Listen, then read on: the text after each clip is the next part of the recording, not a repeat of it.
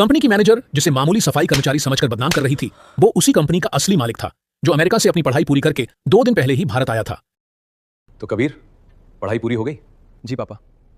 तो फिर कल से कंपनी संभालो, तुम्हारी कुर्सी तैयार है। और अब शादी भी कर लो बेटा। अभी इतनी जल्दी क्या है माँ? जल्दी नहीं है बेटा, लेकिन बड़े बड़े खानदानों से रिश्ते आ रहे हैं, बस तुम्हारी हाँ चाहिए। मुझे अमीर घर की लड़की नहीं चाहिए माँ। अमीर लड़की नहीं चाहिए? तो फिर कैसी? मुझे वो चाहिए पापा, जो मुझसे प्यार करे, मेरे इन पैसों या इस आलीशान महल से नहीं। बेटा, इस मतलबी दुनिया में ऐसी लड़की ढूंढना नामुमकिन है।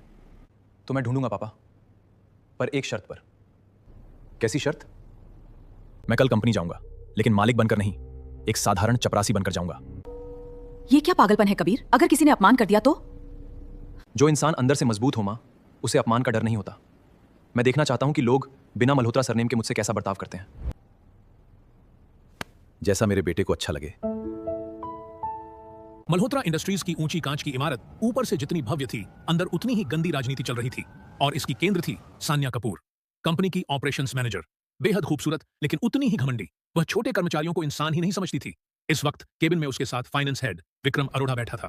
टेबल पर नोटों से भरा बैग था। मैडम, इस महीने का फर्जी बिल क्लियर हो गया है।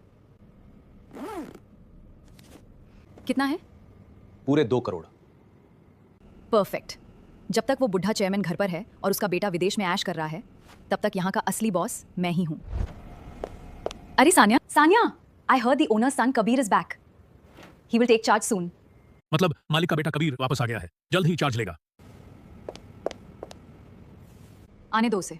मैंने उसे देखा नहीं है, पर फर्क नहीं पड़ता। मतलब अपनी खूबसूरती से उसे ऐसा फंसाऊंगी कि वो मुझसे शादी करने पर मजबूर हो जाएगा। एक बार मैं इस कंपनी की मालकिन बन गई, फिर ये करोड़ों का घोटाला हमेशा के लिए छिप जाएगा। हम जीत गए। यकीन नहीं हो रहा। We nailed it. अगली सुबह कंपनी के बाहर चपरासी और हेल्पर्स की भर्ती के लिए बहुत लंबी लाइन लगी थी। साधारण कपड़े, पैरों में चप्पल और कंधे पर कपड़े का थैला लटकाए कबीर भी उसी लाइन में खड़ा था। रिकॉर्ड में उसने अपना नाम कबीर शर्मा लिखवाया था। तभी लाइन में खड़े कबीर के पास HR डिपार्टमेंट का एक दलाल आकर चुपके से खड़ा हो गया। सुन भाई, नौकरी पक्की चाहिए क्या? हाँ भाई, बहुत जरूरत है। फॉर्म तो जमा कर दिया है। फॉर्म वॉर्म से यहाँ कुछ नहीं होता, सीधे बोलना 20,000 रुपए लगेंगे। ये पैसा सीधे ऊपर बड़े साहबों तक जाता है। दोगे तो नाम लिस्ट में आएगा, नहीं तो घर जाओ। कबीर मन ही मन मुस्कुराया कि कंपनी की शुरुआत ही इतनी भ्रष्ट है। उसने जेब से 20,000 रुपए निकाले और दलाल के हाथ में दे दिए। कबीर ने यह पैसे नौकरी खरीदने के लिए नहीं, बल्कि इस बात का पक्का सबूत जानने के लिए दिए थे कि दफ्तर में रिश्वत कौन कौन ले रहा है। ठीक 1 घंटे बाद कबीर को चपरासी की नीली यूनिफॉर्म मिल गई और वह दफ्तर के अंदर आ गया।